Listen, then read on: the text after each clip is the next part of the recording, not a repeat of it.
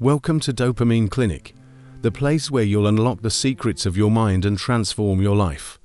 In today's episode, we'll explore the subconscious mind, the hidden force that shapes our beliefs, actions, and ultimate potential. He was 19, sharp jawline, athletic, smart. But he couldn't make eye contact with a woman, couldn't focus on work, couldn't feel excitement anymore, not even when he won things, because had destroyed something inside him. He once told me, "I don't even know what desire feels like anymore. I'm just numb." And that's when I realized he wasn't alone. He was part of a silent epidemic, one most men don't even talk about. But I will. Let's cut the crap. It isn't just something all guys do.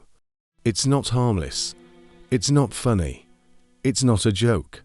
It's psychological warfare, and you are the battlefield. Every time you click a video, every time you swipe, skip, scroll to something hotter, you are programming your brain to detach from reality. It's not even about the nudity. It's about the chronic stimulation, the endless novelty, and how that overstimulation rewires your reward system. Your brain starts saying, real women, to slow, real connection, to boring, real intimacy, to scary. So instead of pursuing purpose, you pursue pixels. Instead of becoming a man, you become a puppet. And the worst part, they want this. Why do you think porn is free? Because you are the product. Let me tell you about John, high school football star. Confident, built, had girls chasing him. But when college started, he got depressed, didn't talk much, stopped showing up to training, fell behind in classes, gained 40 pounds. Why? Because he started watching every single day. He didn't even realize it at first. It started as just at night, then after class. Soon, it became 3 to 4 times a day. Before sleep, after lunch, during breaks, and then he lost his drive. He said, "Coach, I don't care about anything anymore." He wasn't joking. His testosterone plummeted. His anxiety spiked. His sleep became trash, and women. He couldn't even look them in the eyes anymore. Because when you train your brain to get max dopamine with no effort, you lose the will to earn anything in real life. Here's what really does to you, neurologically. Excess dopamine floods. Each session dumps dopamine. Your brain gets overloaded. Desensitization. Over time, you need more extreme videos to feel the same rush. Reality rejection. Your brain starts rejecting slow, human connection. It wants instant, perfect fantasy. Emotional numbness. You don't just lose attraction. You lose emotion. Nothing feels real anymore. Social anxiety. You trained your brain to see people as screens, not souls. Now you panic when it's time to speak.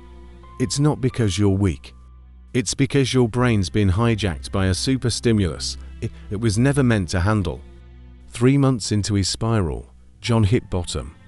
He looked in the mirror and said, "I don't even know who I am anymore."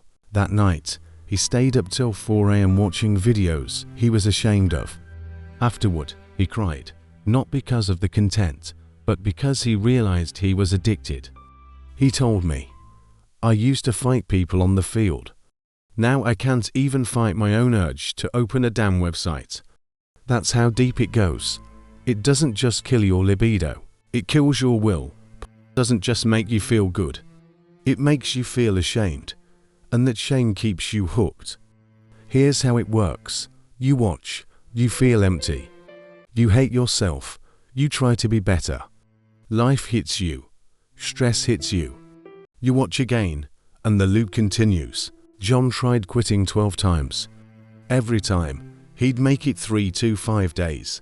Then stress, loneliness, boredom. Click, watch, regret, repeat. So what changed? I introduced John to a principle from dark psychology. Reassociation. Your brain links to pleasure. You have to burn that bridge and rebuild a new one. We used 3 brutal tactics: 1. Disgust anchoring. Every time he got the urge, he looked at his journal of post-porn thoughts. The shame, the fatigue, the emptiness, he wrote. I feel like a ghost every time I finish, like I left a part of myself behind. That became his anti-trigger. 2. Cold response conditioning. Every urge gives 20 push-ups. Every thought gives ice on the neck. He trained his brain. This isn't pleasure. This is pain. 3. Public accountability. He told to close friends, if I relapse, I pay you $20. Shame can destroy, but when used correctly, it can build armor. And it started to work. Week 1 of No was hell. John had insomnia. He was angry for no reason. He felt restless, anxious, irritable. His brain kept begging, just one more, you deserve it. But he didn't give in. Why? Because he finally understood. The pain he felt wasn't weakness, it was his brain healing. By the second week, he was back in the gym. His testosterone began rising, his skin cleared, his posture changed, and for the first time in months, he flirted with a girl at the grocery store. Nothing crazy, just small talk, but afterward, he texted me. Bro, I actually felt alive, not because he got her number, but because he reclaimed a piece of himself. It won't just take your time. It takes your energy, your ambition, your confidence, your presence, your masculinity. And if you don't fight back, you'll wake up at 30, wondering where your fire went. John didn't beat the addiction in 1 week. He didn't fix himself.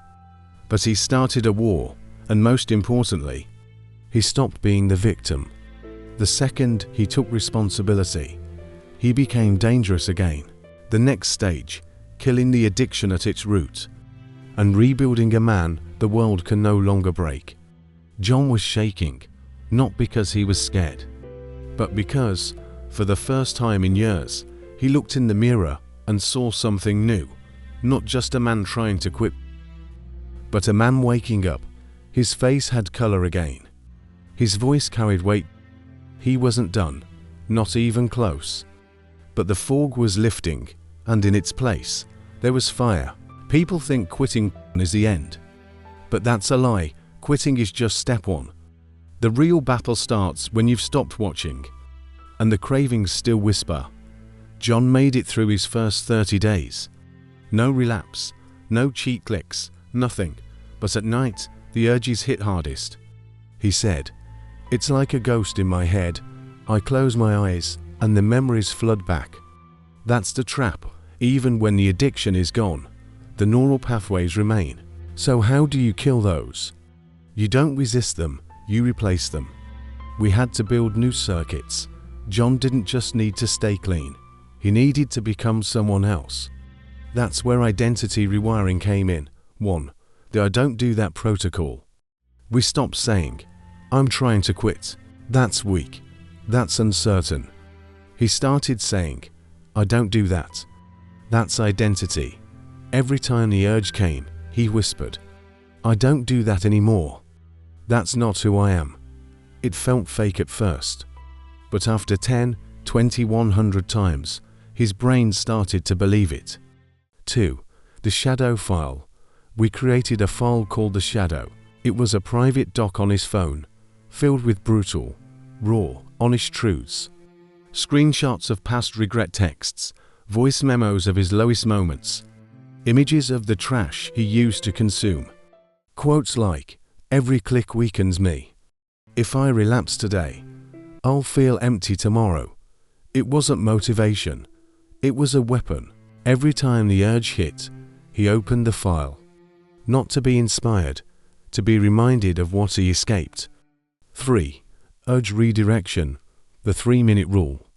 When the trigger hit, he set a timer for 3 minutes. In those 180 seconds, he had to drop and do push-ups, write in his journal, or go outside and touch anything cold: metal, water, ice. Why? Because urges are waves, and waves pass. He didn't fight the urge, he surfed it until it crashed.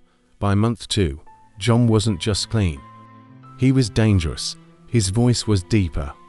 His energy returned. He said, "I wake up hardwired to build." This wasn't placebo. It was biological. Quitting porn affects. Testosterone levels rebound. Motivation. Dopamine stabilizes. Confidence. Shame decreases. Presence increases. Attraction. Eye contact returns. Posture improves. Sleep rest becomes deeper, cleaner. His skin cleared. His workouts intensified. His voice carried weight when he spoke. People noticed, girls noticed, but John didn't care anymore. Because now, he noticed himself. Here's the trap most men fall into. They quit, but don't replace it with anything, and that leads to relapse. So John rebuilt his reward system with purpose. Morning, cold water. Gratitude journaling. Protein plus black coffee. Goal check-in, daytime. Work or study blocks, no phone. Short walks or gym. Skill building, he picked up graphic design. Evening, no screens 1 hour before bed. Real human interaction, reading or reflecting. These weren't rules, they were rituals, and every day he followed them. His brain formed new pleasure pathways. Let's talk real. John didn't quit. He didn't go monk mode forever. He learned something powerful. Porn is fake desire. Real desire needs pain. He didn't just want a girl anymore. He wanted to build something worthy of her. That's masculine energy. It's not lust, it's direction.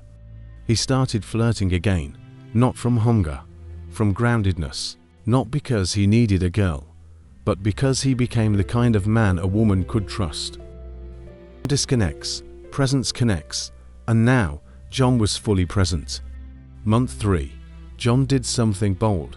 He started mentoring his little cousin, who was 14 and already addicted. They had one conversation that changed everything. He said, "I'm not judging you, I was you. But I'm telling you this, the sooner you quit, the sooner you become something you never imagined." That kid deleted his stash the same day. John didn't need to become a preacher. He just needed to lead by example. When you beat a demon, your scars become someone else's survival map. This is what I need every young man to understand. It isn't just a habit. It's not just a bad choice. It is a silent war on your potential. It destroys your memory, your drive, your confidence, your ability to love, your power as a man. It trains your brain to expect everything for nothing. And that's not how life works. But when you quit, when you burn that bridge, you don't just win back time, you win back yourself. Before we finish working together, John said this. Every man watching this right now needs to hear this. You don't have to be perfect. You don't have to be pure. But you do have to take control, because is just a symptom. The real sickness, forgetting who you are. You were made to conquer, to build, to lead, to love. Not to sit in the dark, chasing digital skin, drowning in shame. They told you it was normal. They told you every guy does it. But the strongest men don't, not because they're saints, but because they remember what it feels like to be alive. So shut the screen, grab your spine, and return to the fire you forgot. This is Dopamine Clinic. And we don't play nice, we break the chains.